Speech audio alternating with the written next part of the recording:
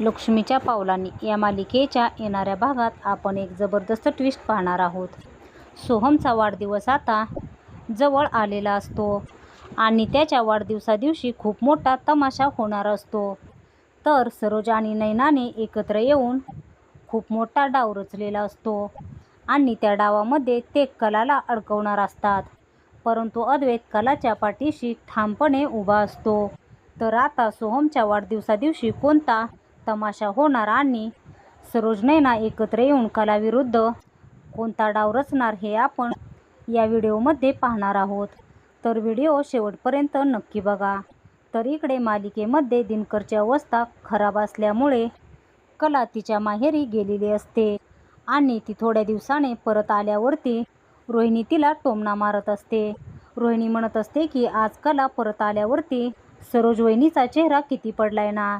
रोहिणी अद्वैतला म्हणते की अद्वैत, तुझ्या आईला आत्तापर्यंत निराशच करत आला आहे आणि आज तू कलाला परत घेऊन आल्यावरती तर तू तुझ्या सर्व हद्दच पार केल्या, बरोबर ना सरोज वहिनी. तेव्हा तिथे सरोज रोहिणीला म्हणते की तू चुकीचं बोलत आहे रोहिणी. बरं झालं कला इकडे परत आली. तिथे सरोज कलाच्या बाजूने बोलत आहे हे पाहून सर्वांना खूप मोठा धक्काच बसतो. परंतु सरोजच्या यामागे खूप मोठं कारस्थान असतं आणि सरोज कलाकडून बदला घेणार असते.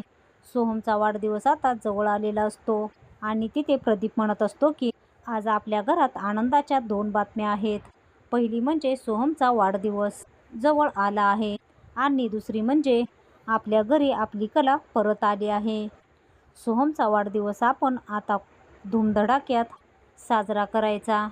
तेथे रोहिणीच्या डोक्यात विचार येतो की या सरोज वहिनीने मला असं तोंडावर का पाडलं. तिने कलाची बाजू का घेतली हे काही कळतच नाहीये. आता ती काय नाटक करणार कोणास ठाऊक. त्यांचं बोलणं झाल्यानंतर कला तिच्या रूमकडे जात असते. लगेचच अद्वैत तिच्या पाठीमागे जातो आणि तिला म्हणतो की कला, तू कुठे चालली आहेस? आपली रूम तर इकडे आहे ना. तेव्हा कला म्हणते की आपल्या दोघांमध्ये कोणतंच नातं नाही, तर मी तुझ्या रूममध्ये का राहू. तिथे कला अद्वैतसोबत त्याच्या रूममध्ये येण्यासाठी तयार होत नसते आणि ती छोट्याशा कारणावरून भांडत असते. अद्वैत कलाला म्हणतो, कला, हे घर तुझंच आहे आणि ती रूमसुद्धा तुझीच आहे. तुझा पूर्णपणे या घरावरती हक्क आहे. तू आता माझ्या रूममध्ये राहू शकतेस. असं म्हणून अद्वैत तेथून निघून जातो. तर प्रदीपचं पहिलं प्रेम म्हणजे तर गायत्री. तिचा ॲक्सिडेंट झालेला असतो आणि प्रदीप आणि गायत्रीची मुलगी, तिला कोणीही नसतं म्हणून प्रदीप तिला चांदेकरांच्या घरी घेऊन आलेला असतो. ती मुलगी कलाकडे जाते आणि तिला म्हणते की कला वहिनी, तुम्ही आज माझ्या रूममध्ये झोपण्यासाठी चला. मला तुमच्याकडून खूप गोष्टी ऐकायच्या आहेत. प्लीज तुम्ही माझ्यासोबत झोपण्यासाठी चला ना. मी आपल्याला खाण्यासाठी चॉकलेट्स घेऊन येते. आपण आज पूर्ण रात्र पार्टी करूयात. तेव्हा कला म्हणते, हो अगं, मी तुझ्याकडे नक्की येईन झोपण्यासाठी.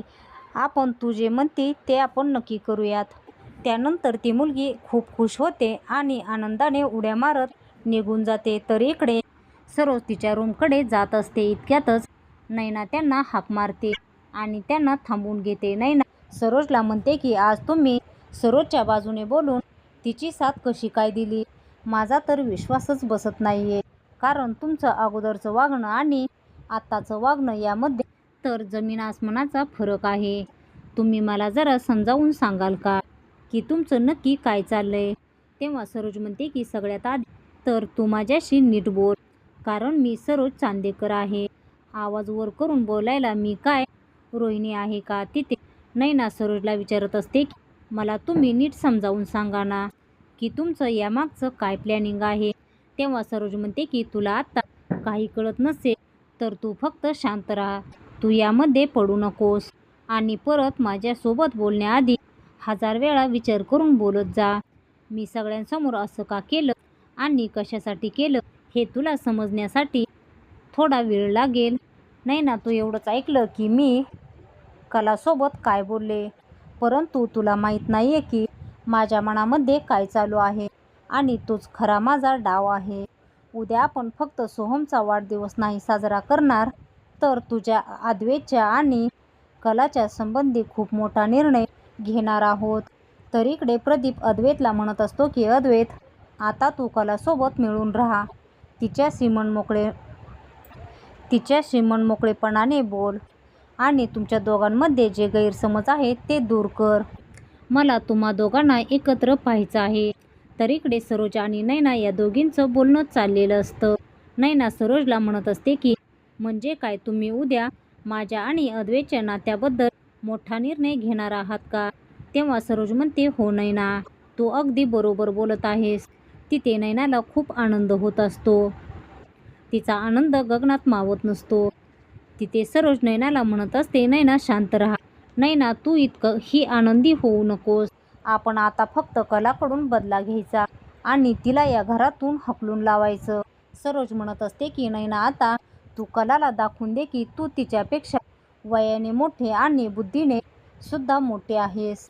असं म्हणून सरोज आणि नैना कलाच्या विरोधात खूप मोठा डाव रचत असतात. त्यानंतर कला त्या लहान मुलीकडे म्हणजेच सिमरनकडे येते आणि ती खूप निराश असते. त्यावरती ती मुलगी कलाला विचारते की काय झालं कला वहिनी, तू खूप दुःखी दिसत आहेस. तू नीट तरी आहेस ना? तेव्हा कला म्हणते, हो बाळा, मी एकदम नीट आहे. तेव्हा कला म्हणते, हे काय, तू तर पूर्ण खॉटवरती चॉकलेटच मांडून ठेवली आहेत. आता आपण झोपणार कुठे? तेव्हा ती मुलगी म्हणते, तुम्ही आज पहिल्यांदा माझ्या रूममध्ये आला आहात, तर मी आता तुम्हाला झोपू देणार नाही. मी आज पूर्ण रात्र तुमच्याकडून गोष्टीच ऐकणार. त्यानंतर कला अद्वैतला सांगण्यासाठी जात असते की ती आज सिमरनच्या रूममध्ये झोपणार आहे. तेव्हाच तिच्यापाशी नैना येते आणि तिला म्हणते की काय झालं कला, तू खूप नाराज दिसत आहेस.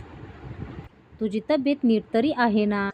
कला अद्वैतच्या रूममध्ये आलेली असते आणि ती अद्वैतच्या रूमचा कायापालट पाहून नैनाला विचारते की नैनाताई, अद्वैतची रूम पूर्णपणे कोणी बदललेली आहे? तेव्हा नैना म्हणते, ही तर रूम मी डिझाईन केलेली आहे. म्हणजे सर्व कायापालट मीच केलेला आहे. या रूमला मी नवं रूप दिलं आहे, कारण थोड्या दिवसानंतर मला या रूममध्ये यायचं आहे. म्हणूनच मी सर्व वस्तू एकदम टकाटक ठेवलेल्या आहेत आणि त्या सर्व माझ्या आवडीनुसार आहेत. मी फक्त हे अद्वैतसाठीच केलेलं आहे. कला तिच्या माहेरी गेलेली असते तेव्हा मूर्ख नैना अद्वैतच्या रूममध्ये झोपण्यासाठी आलेली असते आणि ती तिथे झोपत असते. तेव्हा कलाला प्रश्न पडतो की नैनाताई, तू अद्वैतच्या रूममध्ये झोपत होतीस का? तुझी हिंमत कशी झाली? तू इतकी नीच कशी काय असू शकते? तेव्हा तिथे नैना म्हणते, कला, तुझं तोंड बंद कर. तू माझ्याशी मोठ्या आवाजात बोलू नकोस. मला बोलण्याआधी तू विचार करत जा की मी कोण आहे आणि तू कोण? तेव्हा कला म्हणते, मी तुला खूप समजूतदार समजत होते. मला तुझ्यामध्ये वेगळं काहीतरी दिसत होतं, परंतु तू तुझी पूर्ण एनर्जी तर दुसऱ्यांवरती जळण्यातच घालवलेली आहे. तुला कोणती गोष्ट आवडली की ती तू स्वतः मिळवण्याचं सोडून तू ती लोकांकडून हिसकावून घेते. तुला माहीत असतं की तू त्या गोष्टी लायकच नाहीये आणि तुला हेही माहीत असतं की तू जे करायली आहे ते किती चुकीचं आहे, तरीसुद्धा तू ती गोष्ट करायची सोडतच नाही.